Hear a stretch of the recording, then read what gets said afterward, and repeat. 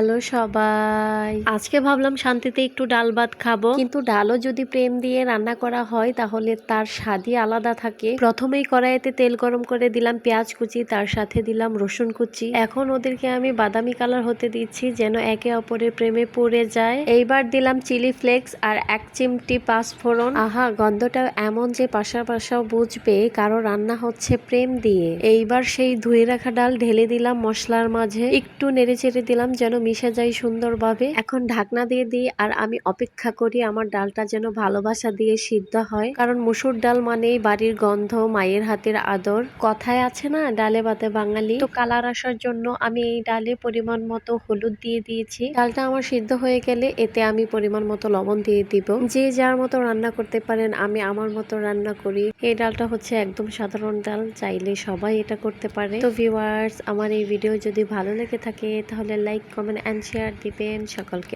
অনেক অনেক ধন্যবাদ।